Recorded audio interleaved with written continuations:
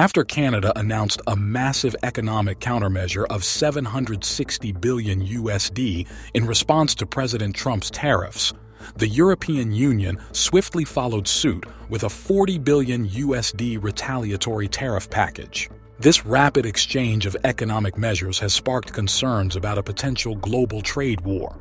The EU wasted no time in reacting. Shortly after President Trump imposed a 25% tariff on steel and aluminum, the EU introduced a 26 billion euro retaliation package, which translates to approximately 40 billion USD.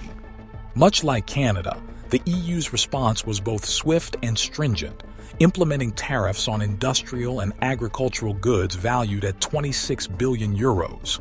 Among the products targeted are machinery, automobiles, and various farm products, including fruits, vegetables, and wine.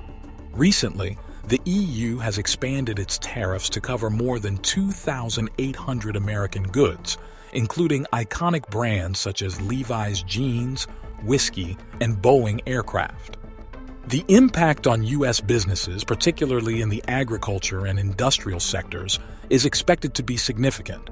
Companies in these industries will not only face shrinking export markets, but also increased production costs due to higher import tariffs. Meanwhile, trade relations between Canada and the EU have strengthened since the implementation of the Comprehensive Economic and Trade Agreement, CETA, leading to a 7% growth in trade between the two entities. Many Canadian businesses have swiftly adapted to these changing economic dynamics, redirecting their focus from the U.S. to emerging markets in Europe and Asia. This shift raises an important question. What lies ahead for U.S. businesses as they navigate these challenging circumstances?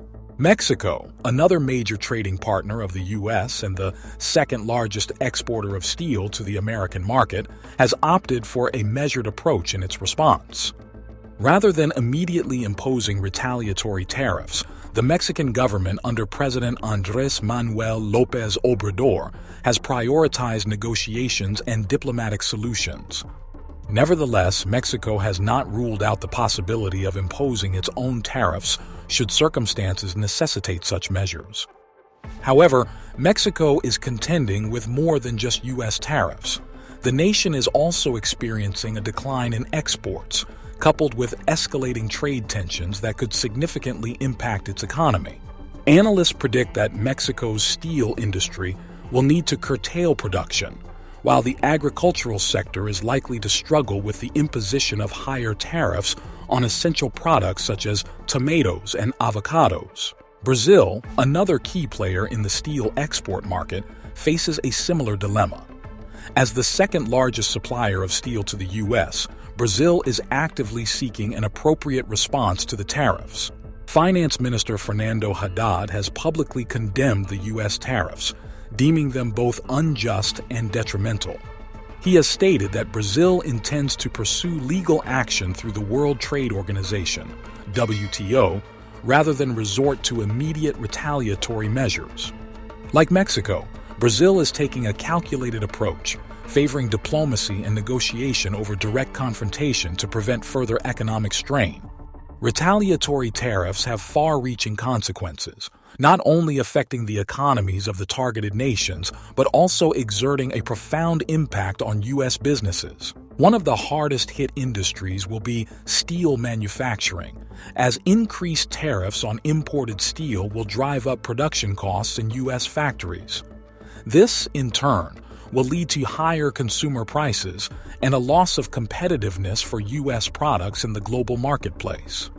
The European Union has demonstrated a firm stance in response to these developments, making it clear that it will not hesitate to defend its economic interests. The EU's objective is to counterbalance the financial impact of the U.S. tariffs while mitigating adverse effects on European businesses and consumers. Nonetheless, the disruption caused by tariffs remains preventable, provided that the U.S. administration is willing to engage in constructive negotiations. However, the issue extends beyond economic concerns. It is also deeply intertwined with political relationships. European nations have collectively expressed their disapproval of U.S. tariff policies, citing the negative repercussions on the global economy and the destabilization of international trade relations. As tensions continue to escalate, observers are closely monitoring the situation to assess its potential long-term consequences. The U.S.-Canada trade conflict has reached unprecedented levels. Following the U.S. government's decision to increase tariffs on Canadian steel and aluminum from 25% to 50%, Canada responded with decisive countermeasures. Ontario imposed a 25% surcharge on electricity exports to the U.S., affecting approximately 1.5 million households in states such as New York, Michigan, and Minnesota. The Trump administration reacted swiftly and aggressively, vowing to retaliate further.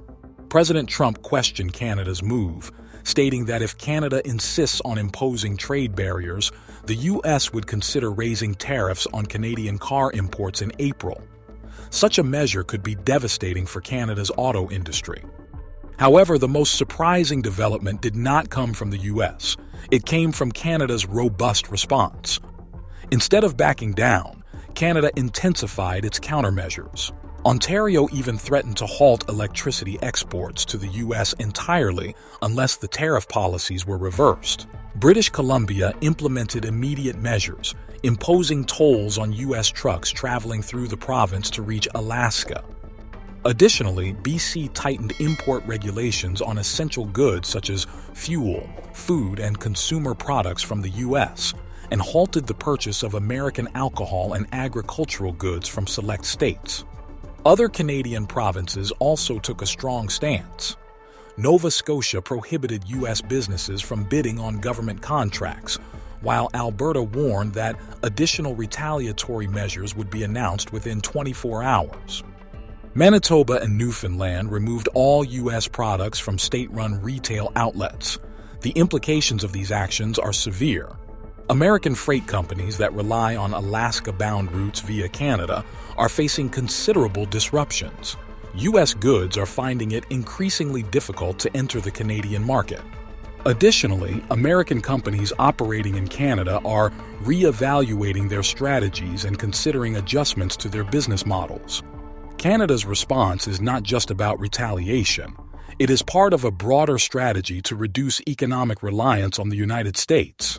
The Canadian government has expedited efforts to establish stronger trade relations with Europe, Asia, and Latin America, seeking to enhance exports to these regions and decrease dependence on the U.S. This strategic shift raises a critical question. Did Washington anticipate such a strong response and the subsequent escalation of trade tensions? The economic fallout is already apparent. The U.S. stock market experienced a sharp decline, with recession fears mounting. The trade war is not merely a political standoff. It is causing tangible economic damage.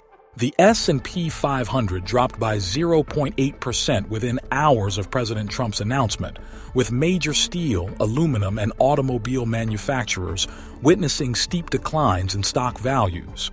Prices for steel and aluminum have surged, placing further strain on U.S. manufacturers, particularly in the automotive, construction, and consumer goods sectors. The automobile industry has been particularly affected, with leading automakers such as Ford, General Motors, and Tesla scrambling to adjust their supply chains. Rising production costs threaten to drive car prices in the U.S. to record highs. Meanwhile, Canada is accelerating its shift away from economic reliance on the U.S. The government is fast-tracking trade agreements with the EU, Asia, and Latin America, while encouraging Canadian businesses to explore alternative export markets. If the trade war persists, it will not only harm the economies of the U.S. and Canada, it could send shockwaves through the global economy. One undeniable reality looms. If this conflict continues unabated, it could trigger a full-scale economic recession. U.S.-Canada relations have reached an all-time low, but is this just the beginning of a prolonged trade dispute? The unfolding developments could reshape global trade dynamics. Observers are advised to stay vigilant as the situation remains highly volatile, with far-reaching implications for international commerce. The Canadian government's retaliation demonstrates that it is prepared to take decisive action. With Ontario imposing a 25% tariff on electricity exports and Canada swiftly responding to the U.S. tariffs, millions of American homes and businesses are now directly affected. The trade war is escalating, and its trajectory remains uncertain. Just 2 days after the U.S. announced new tariffs, the Canadian government, led by Prime Minister Justin Trudeau, responded with a 25% tariff on $30 billion worth of American goods. Plans are already in motion to expand this tariff package to $125 billion in the coming weeks. The affected goods include agricultural products, industrial machinery, and consumer goods imported from the U.S., signaling a costly economic shift for American consumers. I have shared my opinion, but what do you think? Leave your comment, give it a like, and subscribe to the channel. Thank you for watching. See you soon.